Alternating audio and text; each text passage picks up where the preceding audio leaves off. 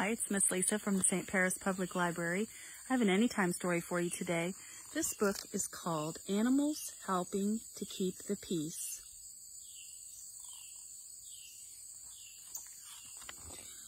Chapter 1 is Sergeant Stubby. Chapter 2 is On the Ground. Chapter 3 is In the Sea and Air.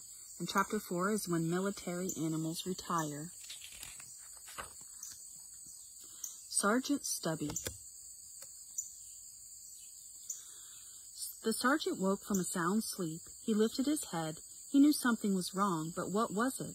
He had been in the war for months. During that time, he had developed a reputation for protecting his men. A few months earlier, he had saved them from a surprise mustard gas attack. Thanks to his excellent sense of smell, he had noticed the gas before anyone else.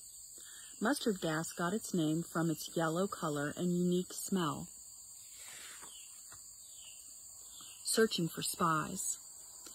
This time the sergeant did not smell anything. He heard something, and it sounded suspicious. He followed the noise and found a German spy. The enemy soldier was drawing a map of where the Americans were sleeping. Sergeant Stubby made a loud sound to warn the other men. Then he grabbed the spy and refused to let go until the rest of the men came to help. Soldiers slept in bunk buildings called barracks. J. Robert Conroy poses for a photo with Sergeant Stubby in 1919. Minutes later, Private J. Robert Conroy came around the corner. He had woken up when Sergeant Stubby left the bunk. He knew his friend had good instincts for trouble, so he listened carefully. When he heard a gasp of pain, Conroy grabbed his rifle and came to investigate. He quickly found the sergeant and his newly captured prisoner. Conroy went right to work, disarming the German.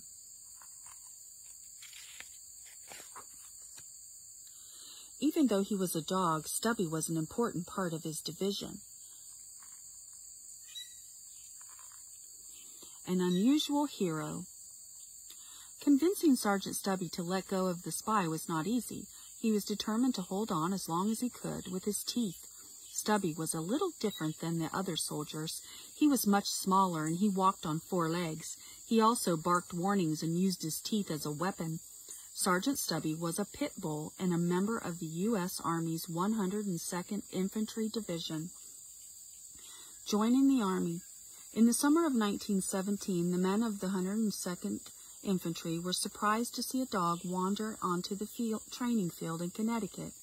Before long, the soldiers had unofficially adopted him. Conroy took special care of the troop's new member.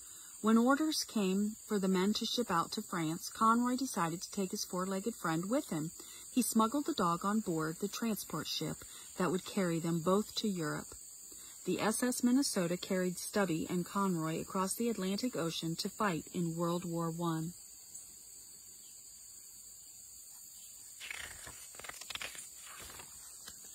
A brave companion. To the soldiers' surprise, their new pet was incredibly brave. He did not run when he heard artillery fire. He simply jumped into the dugouts with the men. Stubby often heard shells coming before the humans did, so the troops followed when he jumped into a hole. When Stubby smelled gas with his sensitive nose, he warned the men by barking and growling. Soldiers relied on trenches and dugouts for protection during the war.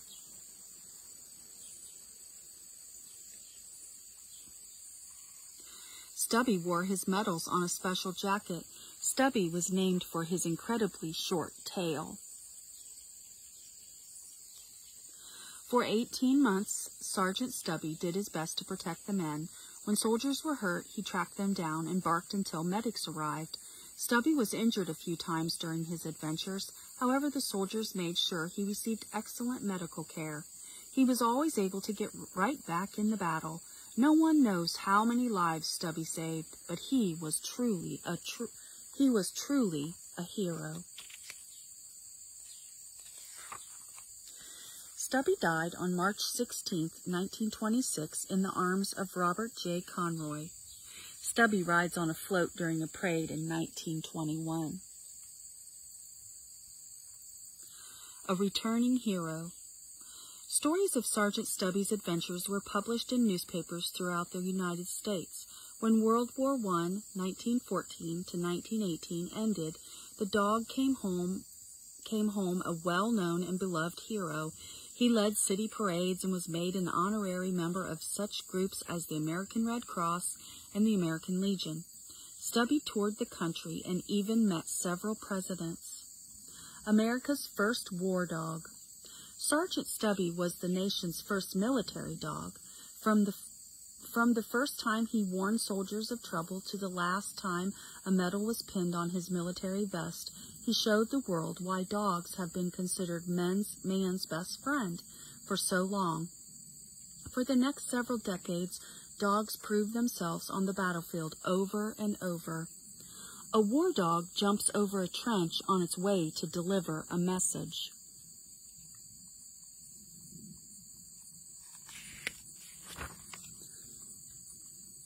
A military dog and his fellow soldiers patrolled near a road in Afghanistan. On the ground. Ever since Sergeant Stubby, dogs have been an important part of the military. They have served on the battlefields of World War I, World War II, 1939 to 1945, and the Vietnam War, 1954 to 1975.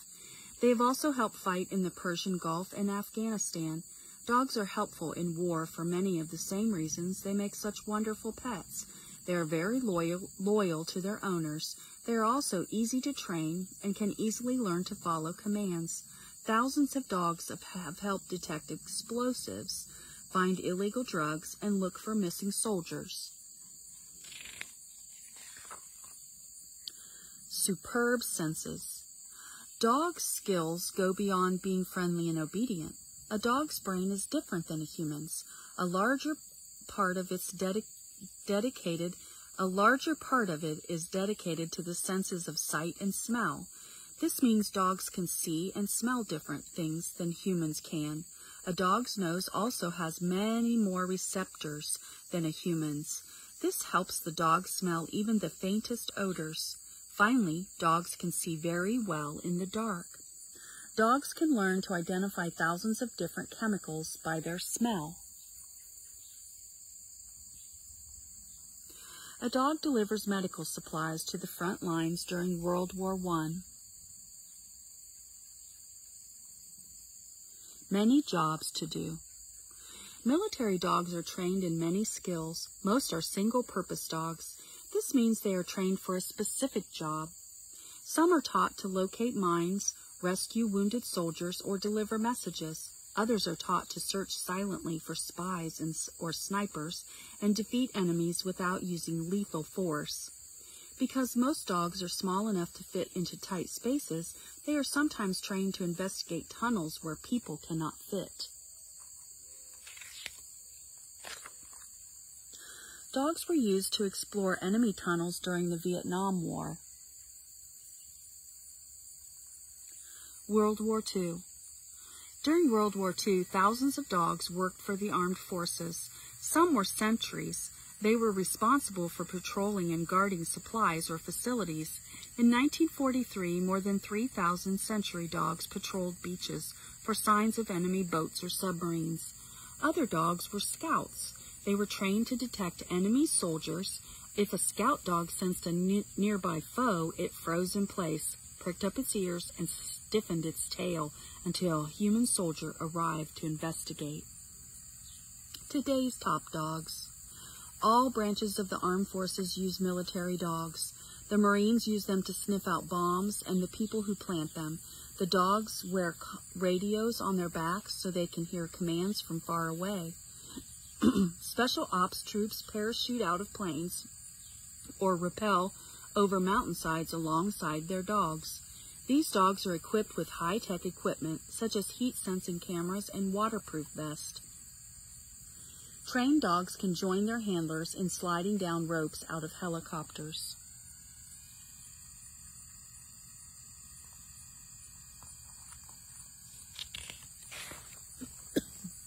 Tiny Triumph.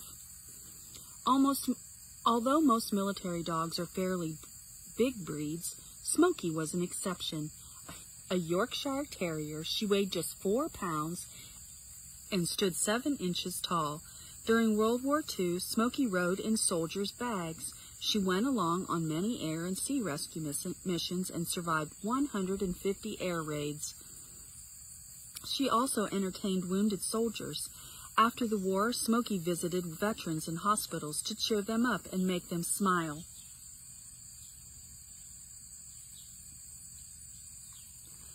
Police dogs can find explosives, drugs, or other illegal items. Experts believe that each military dog saves the lives of around 150 soldiers on average. Saving lives. There are more than 2,700 dogs serving in the military today. Around 600 of them are in active war zones. In addition to the military, the Central Intelligence Agency, CIA, and local police forces also use dogs to help protect people. These dogs are trained to detect explosives, take down criminals, and search for suspects. The right breed. When the U.S. military first began using dogs, it used a variety of breeds. However, it began to notice over time that some breeds were much better than others at performing military jobs. Eventually, military leaders narrowed their list of working breeds to 5. Shown here, these dogs are known for being smart, loyal, strong, and easy to train.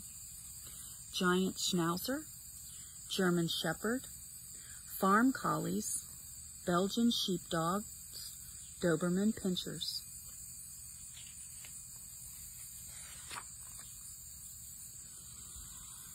A bottlenose dolphin leaps through a training session in the Persian Gulf. The dolphin will help clear water of mines.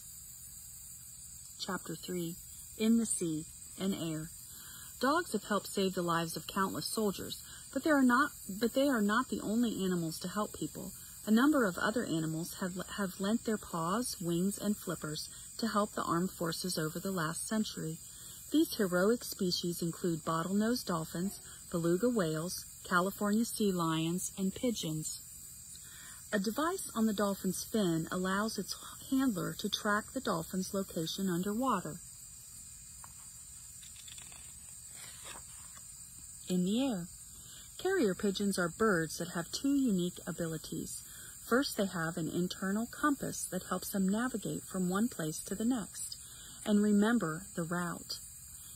Second, they are easily trained to fly to a specific location and back again. These 2 skills have kept carrier pigeons delivering messages and documents since at least 1870. Training a carrier pigeon takes only around 8 weeks. Messages are attached to the carrier pigeon's legs. British soldiers send a carrier pigeon on a mission during World War II. During World War I and II, more than 54,000 carrier pigeons delivered maps, reports, and government messages. These pigeons were very fast, flying at speeds of up to 60 miles per hour. They often covered 200 to 600 miles per flight. Documents were placed inside small tubes attached to the bird's legs or in larger capsules on their backs. Some pigeons even carried cameras that took photos of enemy targets. A replica of Cher Ami is on display at the International Spy Museum in Washington, D.C. The name Cher Ami is French for dear friend. A legendary pigeon, one of the most famous carrier pigeons in history, was Cher Ami. This bird flew on 12 missions during World War I. He once saved an entire troop from certain death by getting a ceasefire message to the right place in time. When the famous bird finally died in 1919, his remains were put on display at Washington's Smithsonian Institute. In the water. Trained sea lions, dolphins, and beluga whales are used to patrol the water. Starting in 1960, the U.S. Navy began training these species to deliver equipment to divers and to find lost people. They can also recover military equipment and even guard American submarines by watching for enemy swimmers. Some of the animals carry cameras in their mouths to take photos. U.S. Navy marine mammal experts train a sea lion.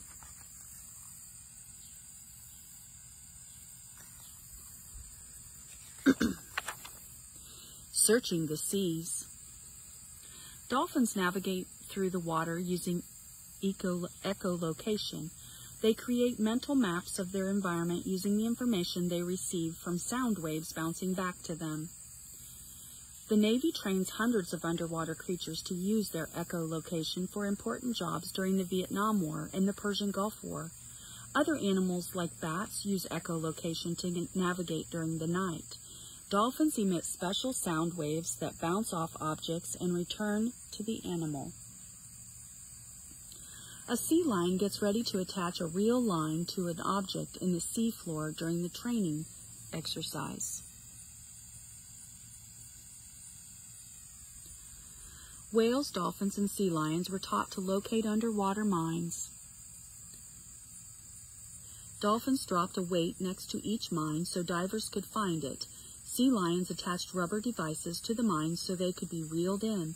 Dolphins also swam around Navy ships to look out for enemy swimmers who might try to plant bombs.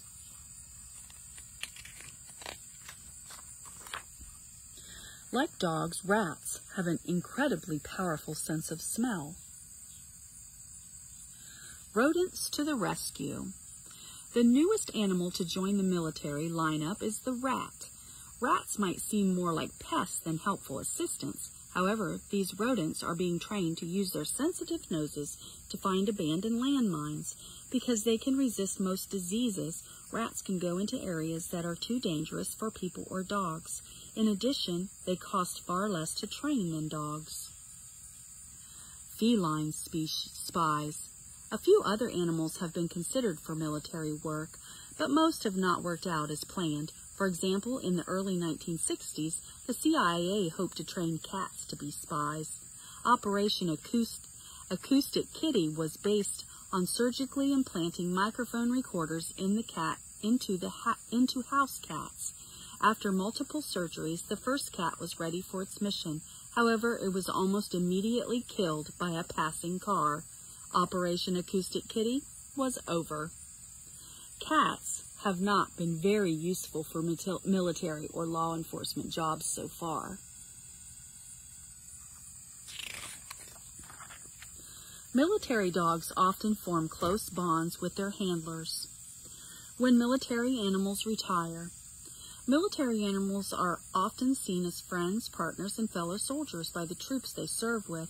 The humans know they can depend on their animals to keep them safe, whether they are on the ground, in the air, or underwater. But what happens to these animals when the weapons are quiet and the war is over? Unfortunately, this is a complicated question that people are still trying to answer. Many military dogs are adopted by loving families after the battles are over. A sad ending. During the Vietnam War, thousands of war dogs fought side by side with soldiers. When the U.S. military left Vietnam and the soldiers went home in 1973, most of the dogs were left behind and euthanized. Why? At that time, the dogs were thought of as equipment, just like a tank or a weapon. No effort was made to get them back home. More than equipment. While the Army classified the dogs as equipment, their handlers thought differently. A handler would never speak of their dog as a piece of equipment, stated Jerry Proctor, a spokesman for the Lackland Air Force Base in Texas, where military dogs are trained. The dog is their partner. You can walk away from a damaged tank, but not your dog. Never. Timeline of military service. 1917, Sergeant Stubby became the first military dog in the United States. 1956, the nation's first pigeon program is shut down by the U.S. Army. 1964 to 1973, approximately 5,000 dogs fight in the Vietnam War. 2013, President Barack Obama signed a law that ensures all retired military dogs are properly cared for, deserving our respect. In recent years, many people have been pushing to change the status of military dogs from equipment to soldier dogs. or canine members of the armed forces. This would give the animals the respect they deserve. This idea gained support after a military dog named Cairo helped in the 2011 mission to capture terrorist leader Osama bin Laden. Since then, the number of people who want to adopt retired military dogs has soared. The Dickin Medal is an award given to the war animals. Past recipients include Carrier Pigeon, G.I. Joe, Rob the War Dog, and Warrior, a war horse. Dogs work just as hard as human soldiers, and they deserve to be treated respectfully. Dogs go through careful training programs at Lackland Air Force Base. A new law. On January 2, 2013, President Barack Obama signed a new law that will help countless military dogs throughout the country. It allows the military to transfer all retired soldier dogs to Lackland Air Force Base or other locations. From there, the animals can be adopted by families who will care for them. The government pays the cost of flying the dogs back to the United States, as well as for any medical care the animals might need. Cyborg bugs? What animal might keep people safe in the future? Scientists are focusing on creating bees and wasps with radio equipment smaller than a grain of rice attached to their bodies. This equipment allows the insects to be tracked. One day they might be used to gather and send important information. That caterpillar in the corner might be recording a conversation or using internal sensors to detect chemical threats. War heroes. Soldiers from every military branch have been recognized for the bravery they show in the face of war. For decades, those soldiers have known how much military animals have helped them do their jobs. From detecting a hidden bomb, to capturing an underwater spy, to tagging a misplaced mine, to patrolling a high-security supply shed, these heroic animals have risked their lives to do just what human soldiers do, keep the peace. On October 28, 2013, a national monument to honor military dogs was unveiled at Lackland Air Force Base in San Antonio, Texas. Dogs will continue to play an important role in military operations for many years to come.